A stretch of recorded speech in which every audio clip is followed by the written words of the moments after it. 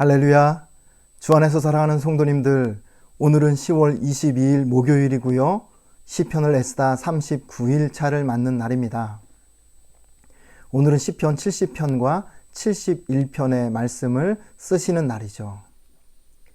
제가 우리 성도님들 시편을 에스다 어떻게 시편을 쓰고 계신가 몇몇 분들 제가 이야기를 듣고 또 보았더니 저마다 스타일이 다 다르시더라고요.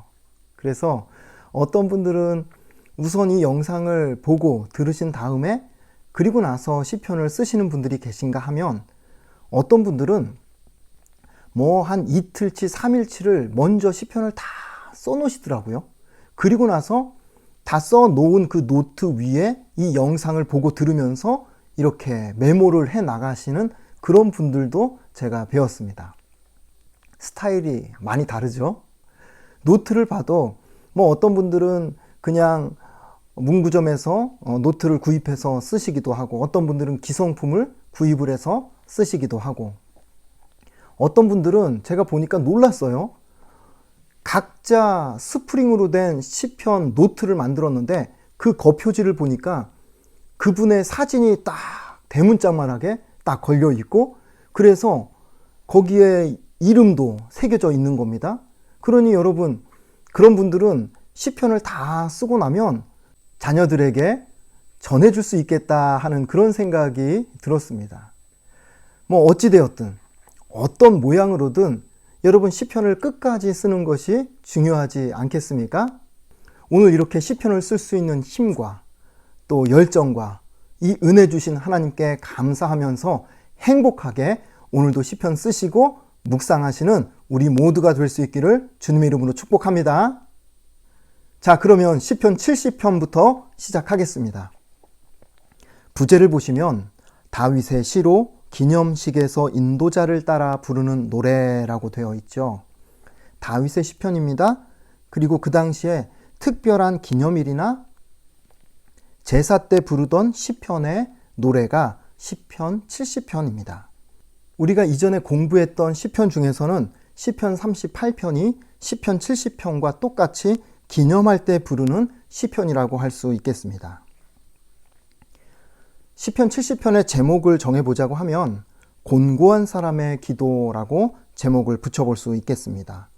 곤고한 사람의 기도. 시편 70편은 여러분 몇 절로 되어 있을까요? 5절밖에 안 돼요. 얼마나 쓰기 좋습니까? 이걸 가지고 무슨 단락을 나눌까 싶은 생각이 들기도 하지만 그래도 좀 더 이해하기 쉽게 단락을 좀 나눠드린다고 하면 1절 끊어가지고 자신의 구원을 바라는 기도라고 소제목을 정할 수 있겠습니다.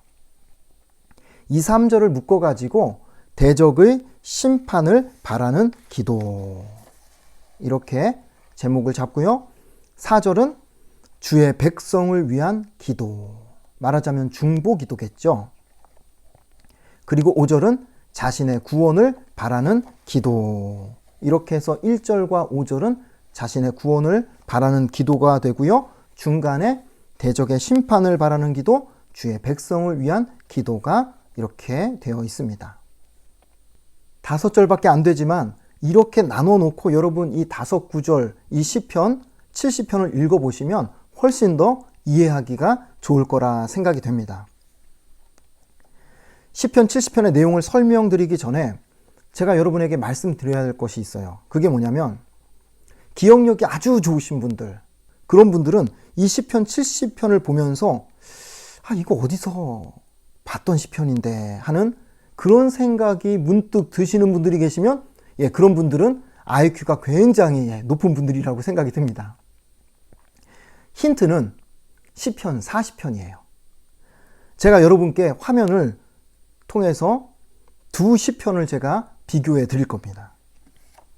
시편 40편 13절에서 17절 말씀하고 오늘 이 시편 70편 1절에서 5절 말씀을 한번 이 화면을 통해서 한번 비교를 한번 해보세요.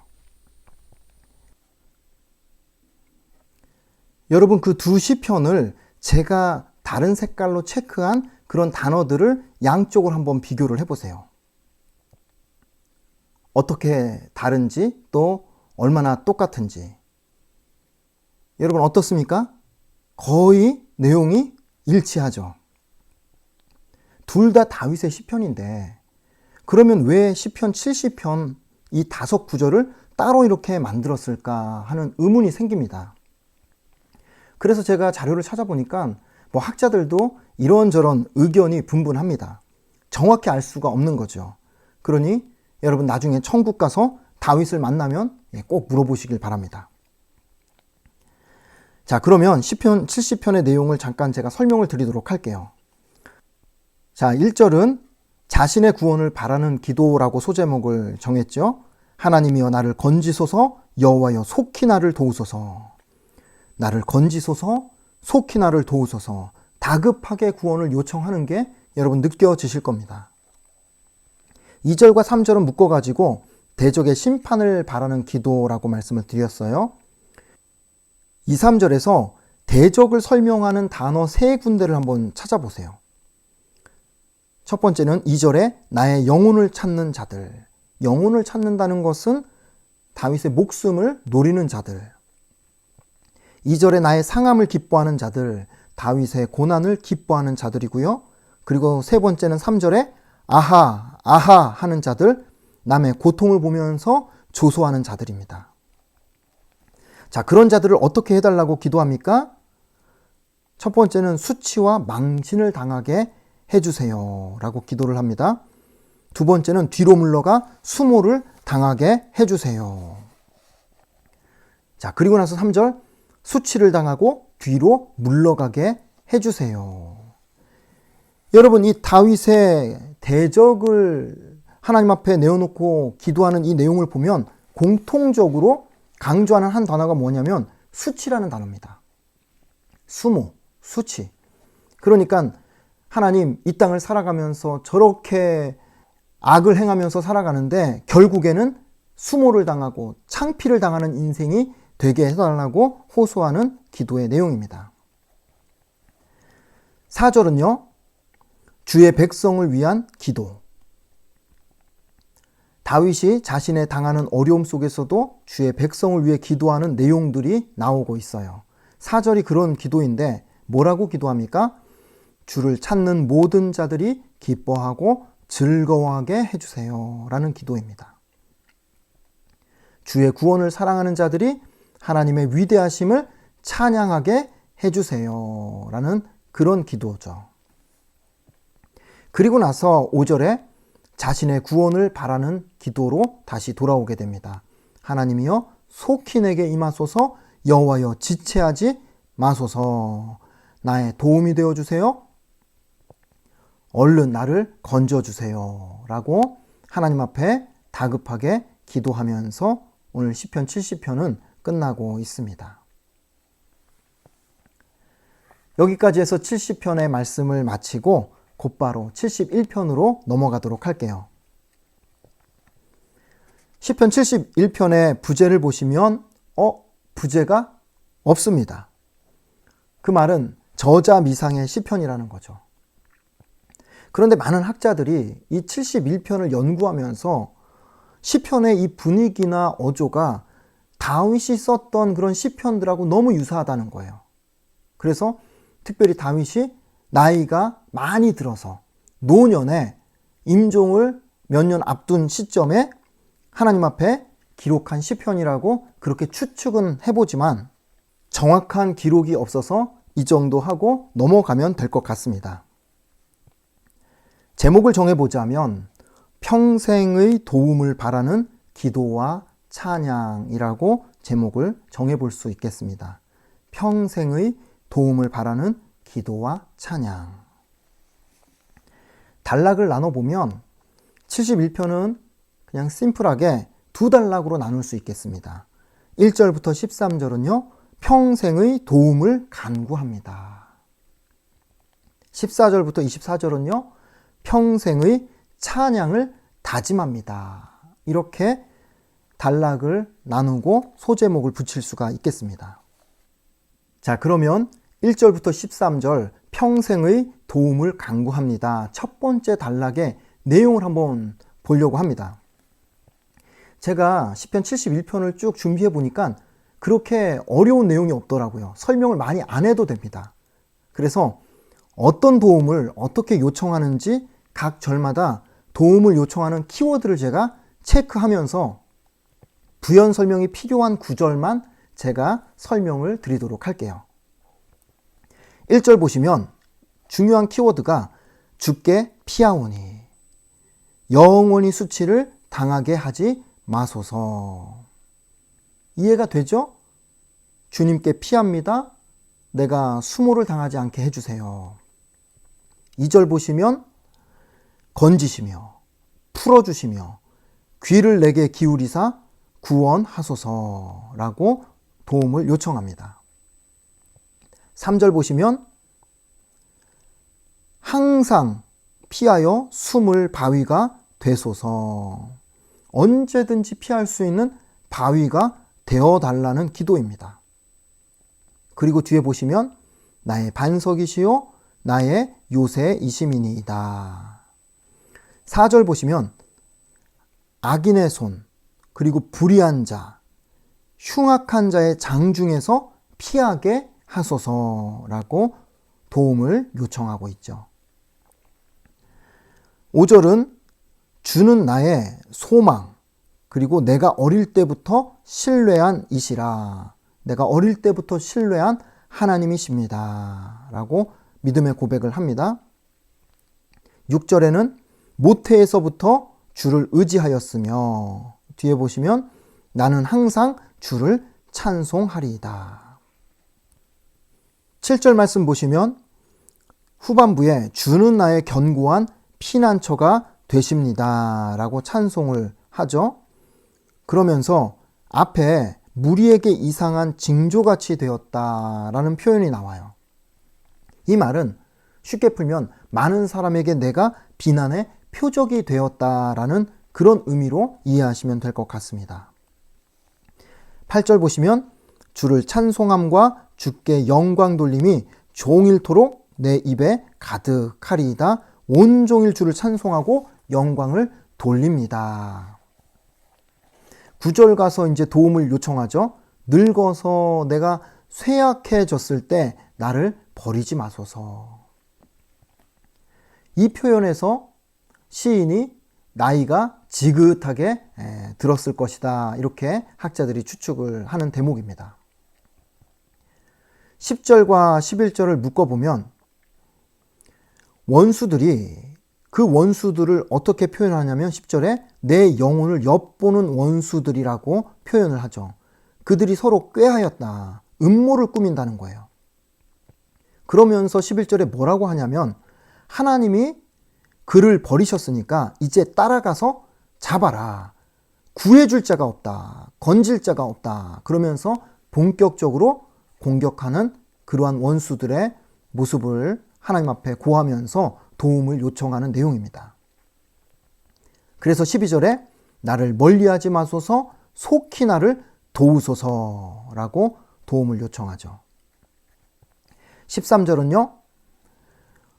원수들이 그러니까 영혼을 대적하는 그 원수들이 수치와 멸망을 당하게 하시며 모함하고 수모를 겪게 하는 자들이 욕과 수욕을 당하게 하소서라고 기도를 합니다. 여기서 욕이라고 하는 단어는 멸시를 당하게 해달라는 그런 의미고 수욕은 망신을 당하게 해달라는 그러한 의미입니다. 그러니까 이 둘을 합치면 이 땅을 살아가면서 참을 수 없는 그런 수치와 수모를 당하게 해달라고 대적을 놓고 하나님 앞에 기도하는 내용입니다. 여기까지 내용을 종합을 해보면 1절부터 13절까지 시인은 나이가 들어서도 본인이 이제 늙어서 힘이 없고 모든 육신의 이 뼈와 또 근육과 이 장기가 쇠약해지는 그 순간에도 하나님께서 끝까지 나를 버리지 마시고 나를 도와주세요라고 기도하는 내용이라고 할 수 있겠습니다. 이제 두 번째 단락 14절부터 24절은 평생의 찬양을 다짐합니다 라는 소 제목을 제가 말씀을 드렸죠.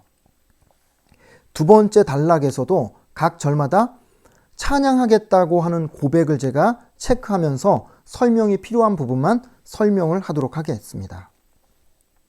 14절 보시면 나는 평생 항상 소망을 품고라는 것은 나는 평생 소망 중에 주를 더욱더 찬송하겠습니다.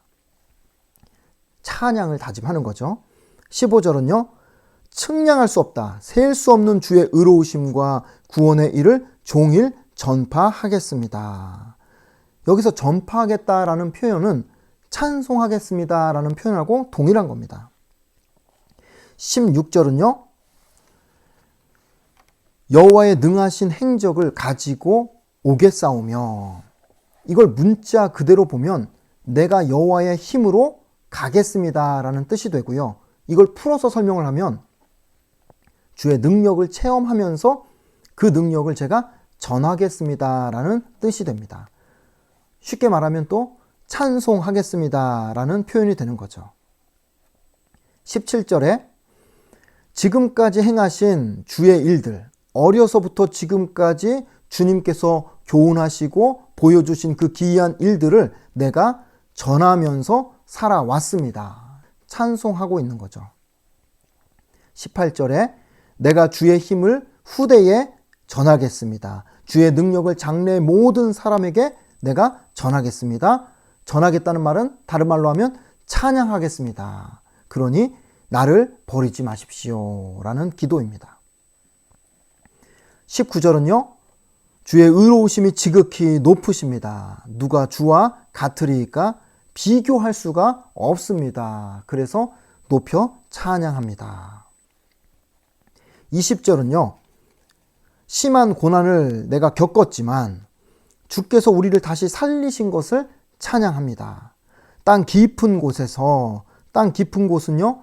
사망의 음침한 골짜기와 같은 그런 고난에서 다시 이끌어 올리신 것을 찬양합니다. 21절에 나를 더욱 잘되게 해주세요. 나를 위로해 주세요 라는 뜻입니다. 22절은 내가 또 비파로 주를 찬양합니다. 그리고 주의 성실을 찬양합니다. 내가 수금으로 주를 찬양합니다. 목소리만 아니라 모든 악기를 동원해서 기쁨으로 주님을 찬양하겠습니다 라는 다짐이죠. 23절은 찬양할 때 입술이 기뻐 외치며 찬양합니다. 그리고 내 영혼이 즐겁게 찬양합니다. 여러분, 입술이 찬양하고 영혼이 찬양한다. 이 둘을 합치면 온 몸과 온 마음을 다해서, 정성을 다해서 하나님을 찬양하겠다라는 그러한 다짐의 표현이라고 보시면 되겠습니다. 24절은요. 나를 해치려던 자들은 수치와 망신을 당하게 될 것입니다. 24절 후반부에 그런 의미입니다. 그래서 나는 종일 하나님의 의로우심을 작은 소리로 읊조립니다.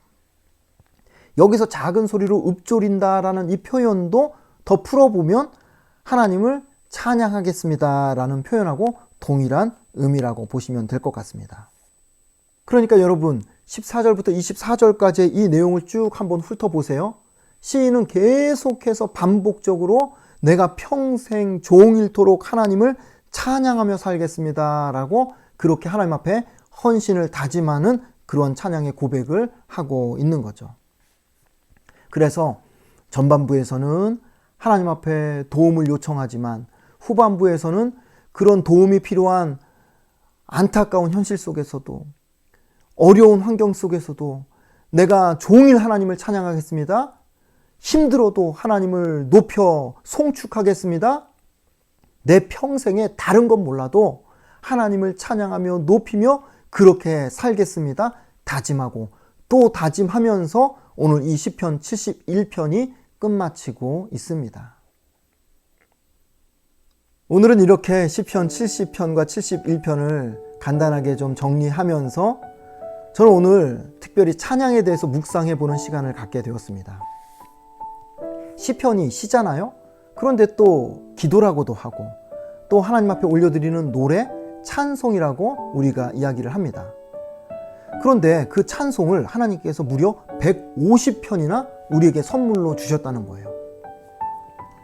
뭐 찬양이 많으면 좋죠. 그런데 제가 그냥 문득 생각할 때 한 50편만 주제별로 맞춰서 주셔도 충분하지 않을까? 제가 그런 생각을 했거든요. 굳이 이렇게 150편이나 되는 많은 찬양과 노래를 이렇게 기록을 하실 필요가 있을까? 그런 생각을 제가 해본 겁니다. 그런데 잘 생각해 보니까 시편만 찬양이 나오는 게 아니라 성경 곳곳에 믿음의 사람들의 찬송이 나와요. 대표적인 찬양이 출애굽에서 모세가 홍해를 건넌 다음에 모세의 노래, 모세의 찬양이 나옵니다. 그리고 모세의 누나 미리암이 또 하나님 앞에 찬양하는 내용이 나오고요. 사사기에 가면 전쟁에서 승리한 드보라와 바락이 하나님 앞에 찬양하는 내용이 나옵니다. 그리고 다윗도 시편의 절반 가까운 이런 노래와 찬양을 하나님 앞에 올려드리게 되죠. 그런데 더 많이 이 찬송과 노래를 지은 사람이 성경에 있어요. 누구일 것 같습니까? 솔로몬. 열왕기상 4장 32절에 보니까 솔로몬의 찬양이 무려 1005편이나 된다라고 성경이 분명하게 기록하고 있더라고요.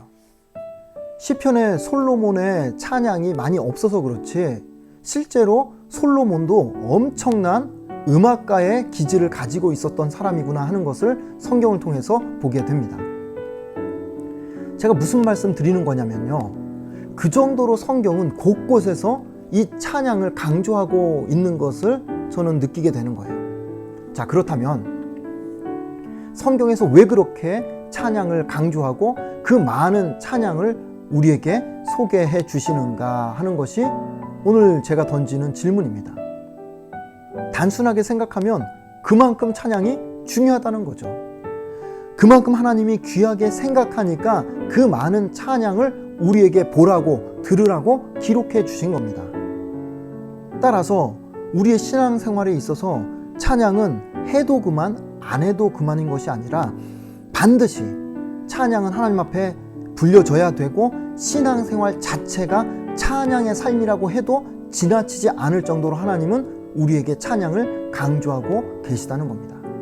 그래서 하나님의 사람들은 반드시 평생 하나님을 찬송하면서 살아가야 한다는 겁니다. 그런데 제가 이런 말씀을 드리면 어떤 분들이 저에게 그런 이야기를 해요. 목사님, 저는 찬양을 잘 못해요 라고 이야기를 하십니다. 찬양을 노래라고만 생각하면 찬양을 잘 못한다고 말할 수 있죠. 그러나 시편의 찬양은 단순한 노래가 아니라 고백입니다. 무슨 고백입니까? 하나님에 대한 사랑의 고백, 하나님에 대한 믿음의 고백, 그리고 하나님께서 내 인생 가운데 행하신 그 놀라운 구원의 역사들, 하나님께서 내 삶에 응답해 주신 하나님의 기이한 일들을 하나님 앞에 감사로 올려드리는 고백이라고 정의를 내려볼 수 있다는 겁니다. 그래서 고백이 곧 찬양입니다. 그러니 여러분, 우리가 기도하면서 하나님은 나의 아버지가 되십니다 라는 이 한 줄의 짧은 고백이 하나님 앞에는 찬양으로 들리는 거예요. 하나님은 나의 도움이 되십니다, 나의 구원이 되십니다, 나의 방패와 산성이 되십니다 라고 고백할 때 그 고백이 사람들 귀에는 찬양처럼 들리지 않아도요, 하나님의 귀에는 그 어떤 오케스트라의 웅장한 연주보다도 너무나도 아름다운 찬양으로 하나님의 귀에 들리게 된다 하는 것입니다. 그렇게 생각하면 우리 중에 찬양 못한다고 말할 수 있는 사람은 아무도 없는 거예요. 왜요? 고백은 할 수 있으니까요. 그 고백을 하나님이 찬양으로 받으신다고 하니까 꼭 음을 붙여서 찬송을 하지 않는다 할지라도 하나님 앞에 어떠한 고백이든 우리가 고백을 올려드리기만 하면 하나님께서 그 세상 어떤 노래보다도 기쁘게 감격하면서 그 고백을 찬양으로 받으시겠다고 말씀하시는 겁니다. 그러니 사랑하는 성도님들, 오늘 우리가 이렇게 시편을 쓰는 이 시간이 찬양하는 시간입니다. 우리가 시편을 쓰면서 입술로 읽고 읊조릴 때에 하나님께서 우리의 그 작은 소리로 읊조리는 그 이야기를, 그 고백을 하나님께서 기쁜 찬송으로 받아주신다고 말씀하시는 겁니다. 그러니 여러분, 오늘 시편 쓰기가 하나님 앞에 올려드리는 나의 찬송이다. 이 믿음 가지고 시편 쓰시고 다 쓰고 나서 오늘 하루를 살아가는데 문득 우리가 지난날 썼던 시편의 말씀 한 구절이 떠오른다. 그러면 그 시편의 말씀을 입술로 고백을 하는 겁니다. 그러면 그것이 하나님께 올려드리는 찬송이 된다 하는 것입니다. 그렇게 하루 온종일 하나님을 찬송하면서 하루를 살아가시고, 그렇게 하루, 이틀, 일주일, 한 달, 1년, 그리고 주님 앞에 가는 그날까지 우리가 찬송이 끊이지 않는 인생을 살다 보면 어느 날 우리가 잠깐 눈을 감았다가 눈을 떴을 때 하나님 앞에 서게 될 거예요. 그리고 그곳에서 영원한 찬양이 이어지게 될 겁니다. 우리가 그날을 바라보면서 오늘 이곳에서 우리가 천국에 찬송하는 삶을 살아가시고 누리시고, 그렇게 기쁨 가운데 살아가시다가 내일 다시 말씀 앞에서 뵙도록 하겠습니다. 여러분 안녕히 계십시오.